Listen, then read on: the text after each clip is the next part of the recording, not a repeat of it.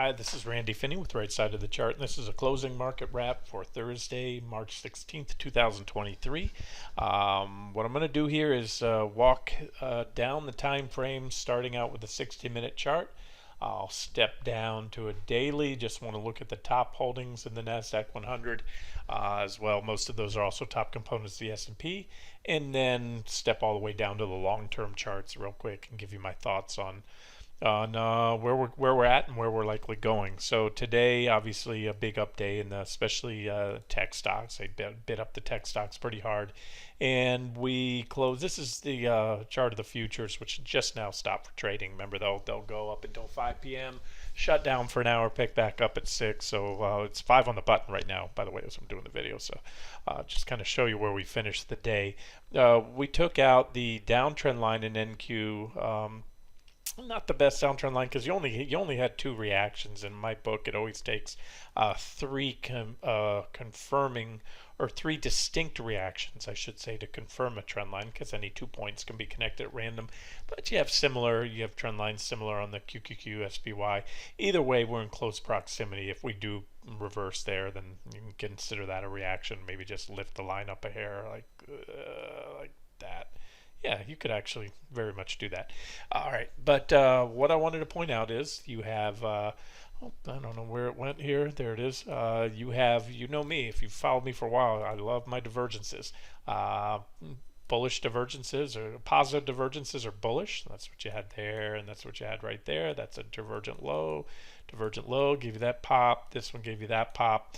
And actually, that was all one larger divergence, really. So that you did have, that's DL1 right there. Extend the divergence line, DL2, and it gave us a bigger pop. And now we've come full circle. We have the first divergent high on the 60-minute time frame here on the futures in a while. So that's something worth noting. I've recently said in my swing accounts, longer term accounts, I've morphed back into swing trend trading mode, and with plenty of room to add. We still need a couple more check marks. One of the big ones, as I've been saying, is to take out Monday's lows on all the indexes. So we'll see if that happens. Let me show you a couple other charts here. At least on the 60-minute time frame. This is ES, S&P 500, E-mini futures right there. I get that update out to you shortly before the close. We were at the back testing. That's the mid-December trend line off the mid-December lows. Plenty of reactions there to make that valid. We broke down, put in that divergent low right there, and also had very, very good support right there, about 38.40. It was the bottom of this trading range right there. Hit it to the button, and that's where we're at. And you have pretty significant resistance right around 4,000. 4,004 is where my level is on the here. So so that's what we're looking at there. Don't have really, you do have a little bit of 60-minute divergence here on ES, but either way, those are the levels to watch. And then RTY, we did break out of that downtrend line, that falling wedge, but very lackluster. In fact, they faded the breakout, but they did close right on it. So breakout backtest, call it what you want. Small caps have been really weak lately. So positive divergence, and as far as setups go, it looks the best with a bullish falling wedge, and a fact that we dipped below that 1745 support and then got back above it. But I'm going to go to the bigger picture, longer term charts here in a second, and give you my thoughts on where we're going. All right. Going out to the daily chart here on QQQ, let's look at the top components of the NASDAQ 100. This is my busy board. I know this looks like a Christmas tree or a checkerboard with all the lines, but I'm going to use my little drawing tool here and show you what I think stands out the most. Okay, the big dog. I'm going through the. I'm only going to do the top 6 or so, 7 components of the NASDAQ 100 because those. When you get down to even the top 5, top 6, you're talking usually half of the entire NASDAQ 100 is weighted just for those top half dozen or so components. So you really don't even need to look at the rest. It doesn't matter what the bottom 90 stocks in NASDAQ 100 do. They're not going to offset what the top 10 do. So that's why we only have to look at these. Okay, again, you know me and my divergences. This was a divergent low right here in Apple right there. You had positive divergence. You had slightly higher equal or slightly higher lows on the indicators with lower lows and prices. That's positive divergence. Previous divergent low was right here, and you can see what happened after those divergent lows. Now we've come full circle, and we are almost there. What would be nice would be to see a gap up in the morning, and then to see that gap get faded. If we did, especially in Apple, it would give us a divergent high. This is what I call an ADL. It's kind of my nickname for it, almost divergent high, because you have the previous high there. You can see my divergence lines here. Indicators are severely lagging, and this is the much more important for swing and trend trading daily time frame we're on. Remember, I'm not talking a 15-minute. Lately I've been firing off a lot of short-term charts, 15 60-minute charts. Those are good for those, several day trades, sometimes just a few hours, but this is bigger picture stuff. So whether we hit it or not, it's close enough to effectively call it a divergent high right there. There's also some pretty decent resistance there, about 157 50. It was that previous, we had a earnings report on the 27th after the close. It popped from that report right into that level and then never looked back. So it's a significant level. We've gotten there before. Look, if we pop it, I'll tell you where we're probably going to go other than a marginal new high. If we pop it, we're still going to have some divergence, but that divergence, if it comes too much, you're going to take the divergence out. Not the end of the world. Not all stocks have to top with positive or negative divergence. It just helps to build the case. You can see here's the bear market downtrend line in Apple right there. That one's pretty well defined. You have at least 3 distinct reactions, and let me try to quantify it for you, measure it out with my little drawing tool here. You don't go straight up, so it would be about that point in time right there. It's about almost 6% more upside if it gets to that level, and that's a big level. This is so the key levels to watch right now are the uptrend line right here I'm drawing.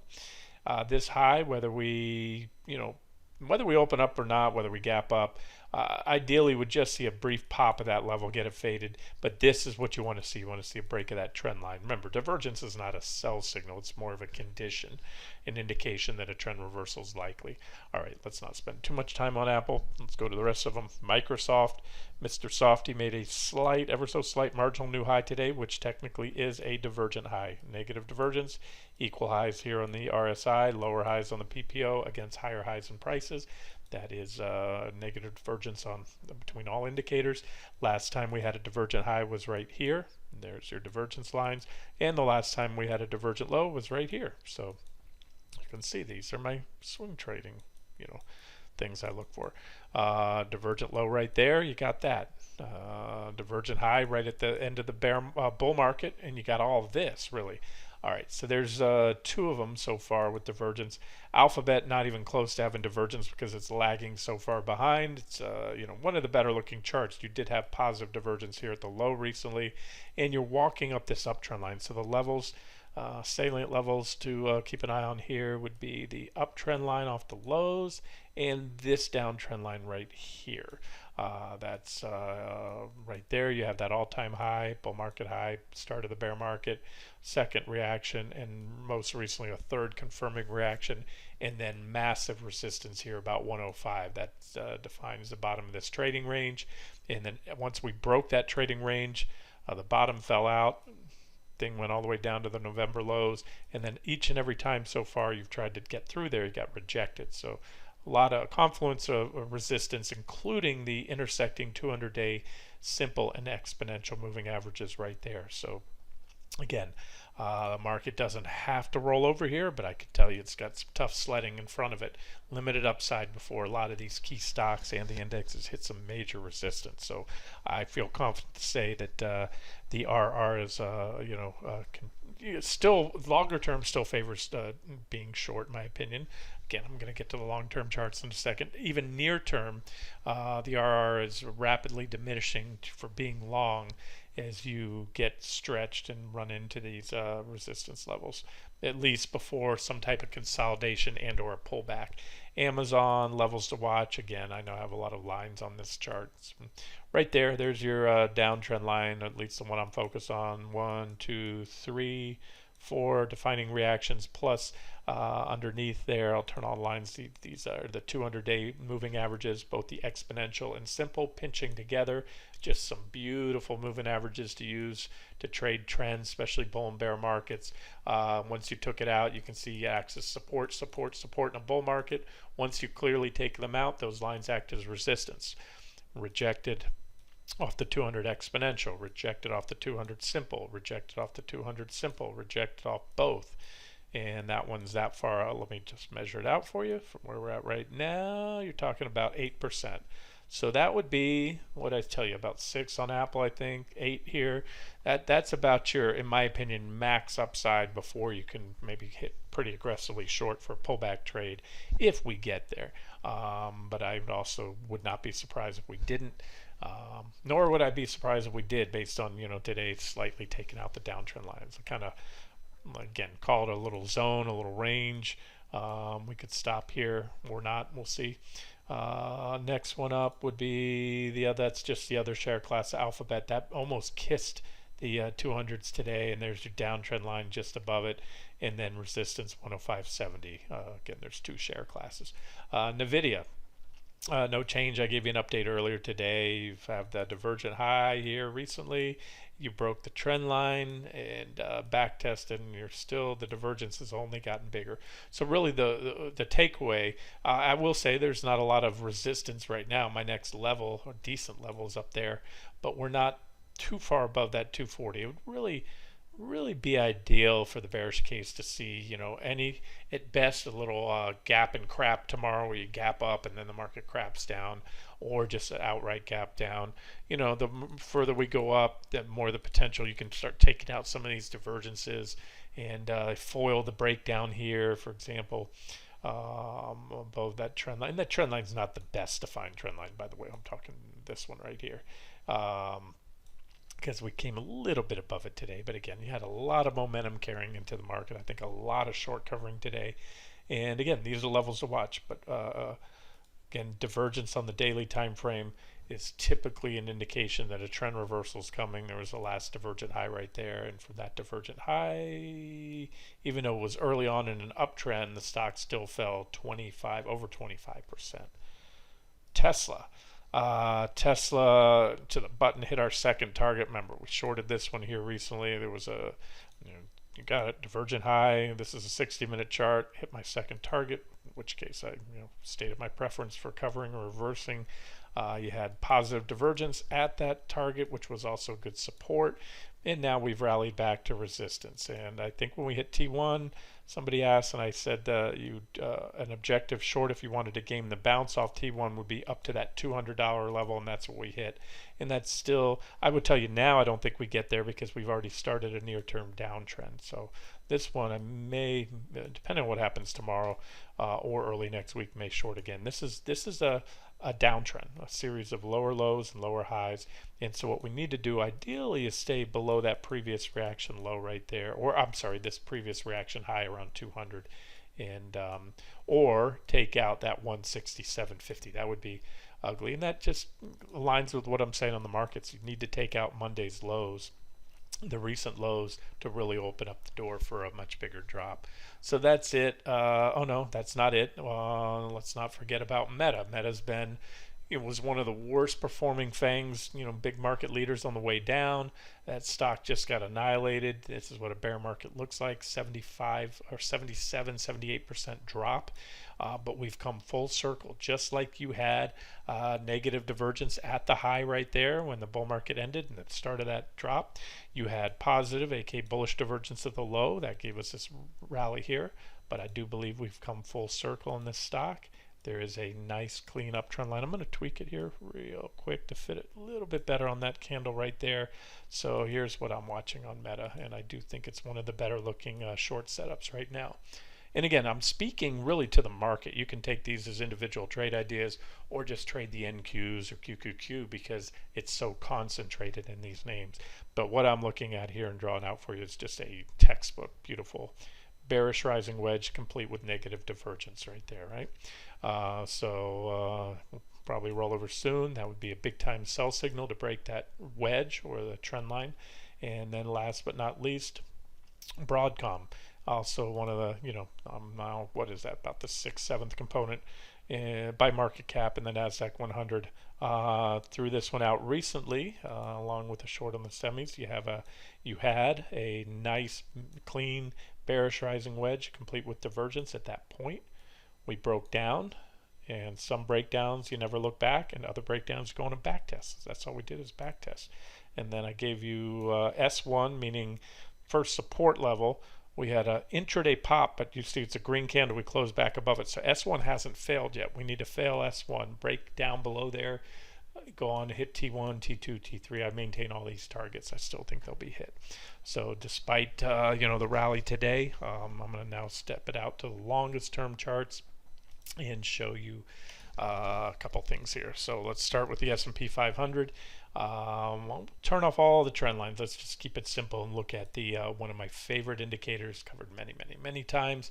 That is the 20-month or 20 period exponential moving average on the monthly chart. That's this blue line, and it does a phenomenal job of defining bull and bear trends. We're rolling all the way back into the 80s here, and you can put up here. Let me do it for you. You can put up SPX as well if you want to look at the raw index, because you can roll back a little farther than the ETF, and especially in modern history here, going back decades, you can see how it just does a bang up job of defining bull and bear markets. You buy pullbacks to it. That was completely a bear market when we took it out. That was the Black Monday, that 21 or 23% drop in a single day, followed by a little more downside in the markets there. But then you got back above it, and it shows you this was one of, up until that point, that was the strongest and longest bull market in history right there. You had a bear market in 2000 right there. It told you got under it, and once you were under it, it said short all the rallies back to it, or get out of your longs until you take that back. So bear market, bear market, bear market, bear market, boom, right there you regained it. Bull market, bull market, bull market. Okay, I've covered this one 100 times in the past. There was the 2007 to 09 market below it, and scroll forward, there was COVID. Fourth quarter 18, these drops were just under the 20% mark in the S&P, but they were over 20% on high to low on Nasdaq, a lot of other indexes, so they were bear markets. But even then, take it on face value. Even if you got out in COVID and you told you to get back in the following month, that candlestick closed back above it. Again, the blue line there. That was the Q4 drop in 2018. Very profitable to trade short, and we pivoted. That one I called that the Fed. That's when the Fed. That was the last time the Fed started a rate hiking campaign. They didn't get very far because, as I predicted back then, the market would throw a hissy fit. So right when we got to our downside targets, the market threw that hissy fit, and the Fed pulled a 180, and they cowed down and gave the market back the juice, meaning the low rates. There's COVID, and again, it was a bear market by all metrics, but over before we knew it because the Fed wouldn't allow it. Regained the 200 or the 20-month that following month, and that's it. So boom, we tested. It was support in a bull market. That was an intraday break. Finally, a solid closing candle, and we've remained below it since, and that's where we're below it today. And unless I see a big green candle, a solid monthly close above this, I'm still of the mindset that we're in a bear market with more downside to come. It's anybody's game here, I'll give it that. But today's March 16th, so you're going to have to wait a couple weeks to see who wins this battle. We could continue to trade on it as we have for months now. Remember, we've been trading and they get rejected. We trade. And it's how the month closes is the only thing important. Intra-month spikes above, even below don't matter. Once you're below it, it's the intra-month spikes above don't matter. You need a solid close above it. You shouldn't have to like zoom in real tight and say, is that candle above it or below it? No, you want to see it start to walk away from there. And that yellow line is just the 200 exponential moving average. It moves a little faster. No, I'm sorry, the 200 simple in yellow. That's the blue is the exponential. And you can see it also. You can use either one. Use that as the confirming one if you want to be safe. The simple. There it is. So that's that. I suspect, I mentioned this a week or two ago, and we've been back testing this level for a while. We're not going to be here forever. This is the market kind of indecisive period. Or over half, or whatever you want to call it, believe that bear market's over and we're going up, and the other half thinks we're going down. It's a Mexican standoff, if you will, battle between bulls and bears, and it's going to be resolved sooner than later, like I always talk about. All trading ranges are, and I expect we'll go to the downside, but we're not going to know for a couple weeks. But I'm going to show you a few other indexes real quick before we wrap it up, because the S&P is not everything. NDX is the NASDAQ 100. NASDAQ 100 also as strong as it's been, and these moving averages just do a great, even probably a better job on the NASDAQ, the tech-heavy NASDAQ. Look back here. Look at that bull market. Look how well those two lines did a job of defining the bull and bear markets. Bear market, bull market, right? Bear market, bull market, with a lot of corrections. Volatility, the corrections have gotten bigger and bigger. It's almost like a what is that? Not a sine wave, wave with increasing amplitude. As the Fed is just pump more and more money in the system, we're seeing the corrections get bigger and bigger, and finally I think there's going to be a really big one coming, but we'll see. More of a, again, I refer to these as corrections in an ongoing bull. If I put on my trend lines, remember we're above my bull market uptrend lines, so we really have to roll down from here and smash my primary trend lines to say that this isn't just a correction in an ongoing bull market. I'm going off the theory that it is a bear market. And again, I don't use that old antiquated 20% drop, because it just doesn't fit anymore. You trade, what are you going to call every 20% drop in natural gas a bear market? Well, natural gas can go up and down 20% in a day, and then it can do it again the next, or double digits. So you have to fit.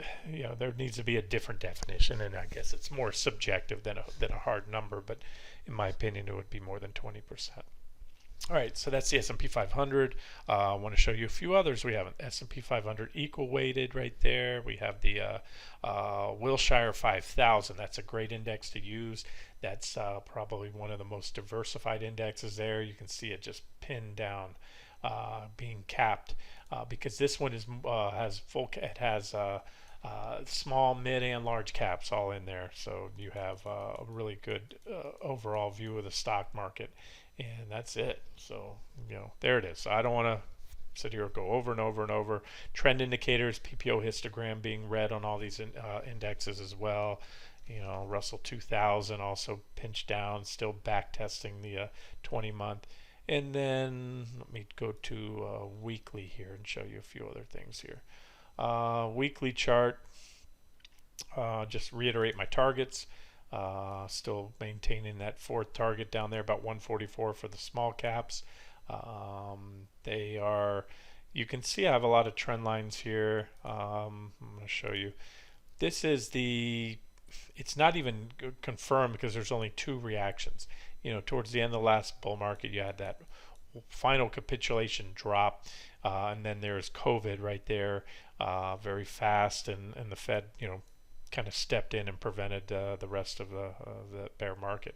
And this is really a trend line that's more normalized. And once the trading, once that capitulation final leg down was over, you started setting up a lot of clean reactions. And again, I've referred to this many times as Ursa interruptus, kind of meaning bear market interrupted by the Fed. They didn't allow it, pulled out, never before seen extreme measures. Again, an all-out nuclear option. That's the only other way to describe it. So, and it was by all measured, it was technical bear market. It just happened very fast. But I think it's still valid, and that's my point. We went through there, and then we broke it. We've been back testing since. So that was, in my opinion, this is the best fit for a primary bull market uptrend line, and we've been back testing below since we took it out. You have a couple others. Let me show you the S&P 500 again on here on the weekly, and I have different boards. Okay, so you can see there's the trend line right here, my primary trend line on the S&P 500. I have this one. I think that's the best fit, because you have the lows from 2009. That's when the bull market started. You have a nice reaction there, fourth quarter 2018 correction. COVID again, slice right through. And right back, because the Fed wouldn't allow the recession, they wouldn't allow the bear market, and so this is that. So you broke down here. You've been back testing. PPO also still below the zero line, and typically the only time it's trading below there is in bear markets, as it was back in COVID. Again, it was so quick. I'm trying to circle it. If you blinked, you missed it. And 2007 to 2009, we all know that was a true, good old-fashioned bear market. Um, One other thing I want to show you too, SPEW. Did I already give you that one? No. I wanted to show you the NASDAQ and the NASDAQ equal weighted NDX. There's the NASDAQ 100. And again, you can take that trend line like that and say we're back testing it. I think that's the best fit, coming in at the lows, 1, 2, really 3 there, 4 reactions we've been back testing. Or you can play it like this and pull it down, and then now you have 1, 2, 3 distinct reactions. Either way, I'll call this, what I like to do is put them both up there and call that lower one the BOD, or benefit of the doubt trend line. And then you have the NDXE, which is your equal weighted NASDAQ 100. And I'll put up a trend line for that right there, and we'll just say we'll use that one. Also, PPO, remember that's the white line, the last of the two to cross, is pretty much right on the zero line now. So we're either going to, we're in a very, very key level. Based on those longest term charts, I still favor more downside. And where we're at now, it's sort of an aggressive bet, but I'm sticking with shorts right now. I think tomorrow will close down. If we do close down, we close down big. Let me just say this. If we fade today's rally would have really energized the bulls when you get a move like that. If today, this candle right here from today in QQQ gets faded, oof, oh, that it will be a knife through the heart for the bulls.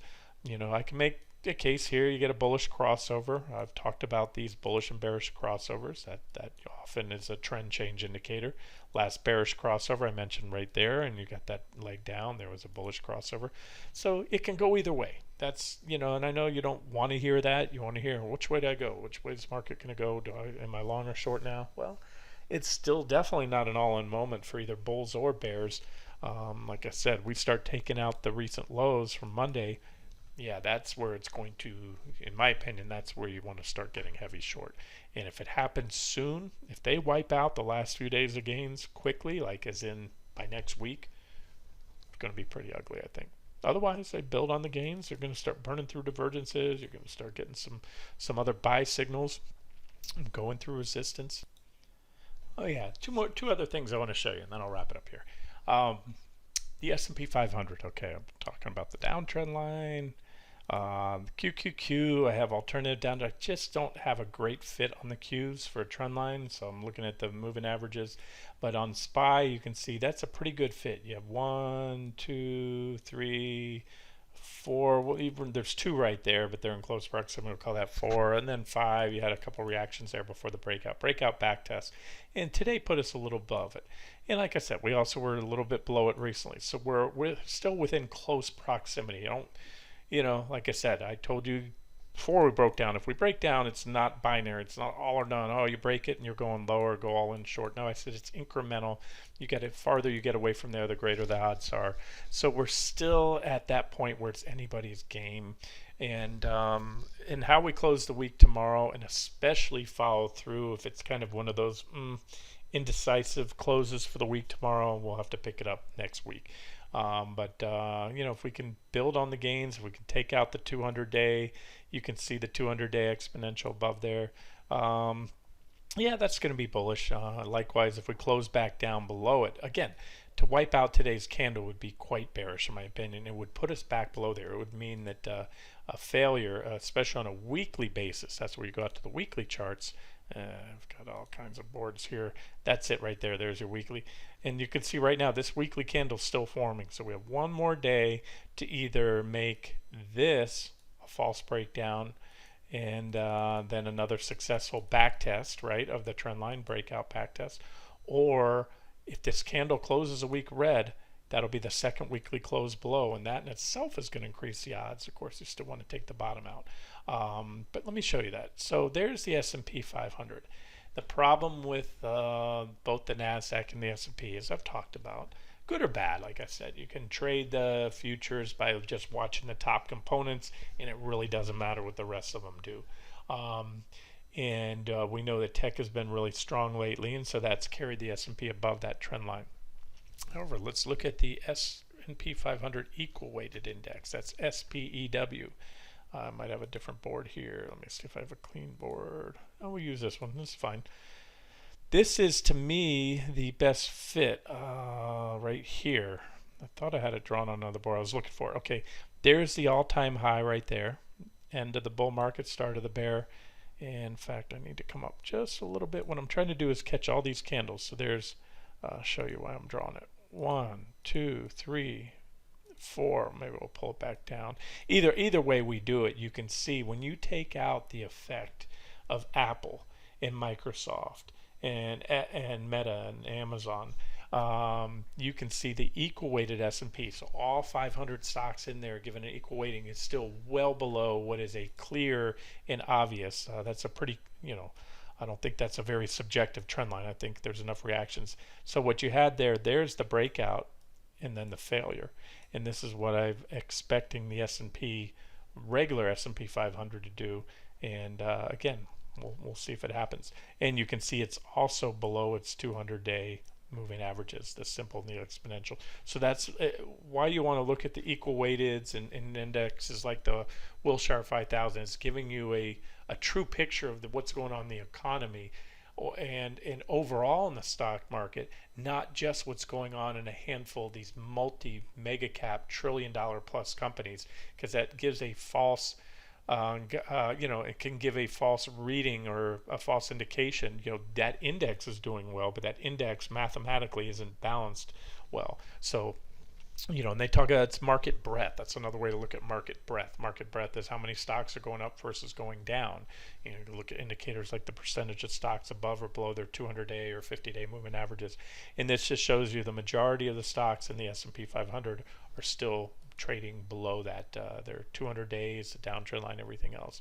And I think you'll see something similar on the Wilshire 5000. Let me look.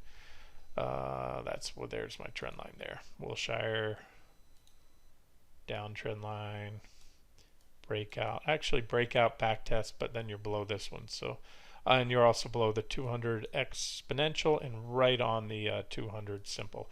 And then finally, last but not least, let me put up some. I already had fibs there. All right, these are Fibonacci retracements. I have a whole bunch of them, but let me do another board clean so you can see it. So if you use this as a gauge for the the overall stock market, put up this Fibonacci retracements, and you can see so far. And what I'm doing here, guys, I'm just supporting my case.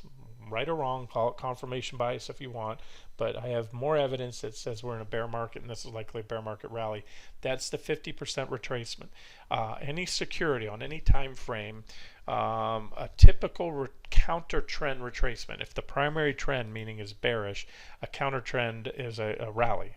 And so those typically end anywhere from the 38 to up to the 68. It's not a hard set rule, but that's your typical bounce. And so you can see right to the button the exact retracement of the 50% from the bull market highs to the bear market lows so far, or the start of the bear on the Wilshire. And again, that's pretty indicative of the overall market. Let me just, for fun, because I don't think I've done it, put up the S&P equal weighted. Okay, we'll do that right here, right now. S&P equal weighted. We're at a little bit better. Give it that. Let's see, we put up the 78.6, and that's what we hit right there.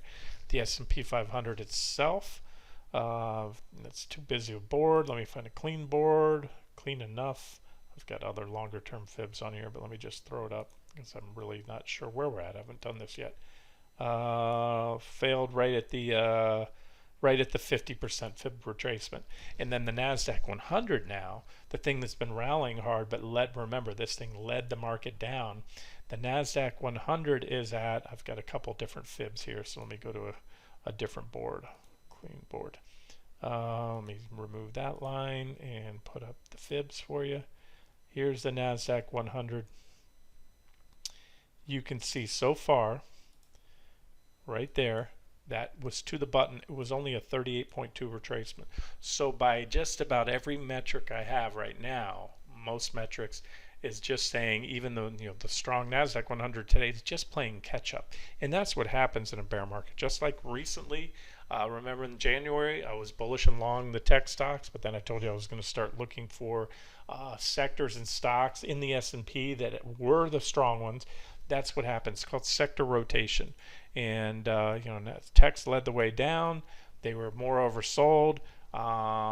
Get a little confidence they're going to rally more in a day like today, especially when they're beat down. But as of now, that's my point. This is nothing more than this, especially the Nasdaq 100, a bare minimum retracement, 38 from this point here, a 38.2 retracement of the entire bear market.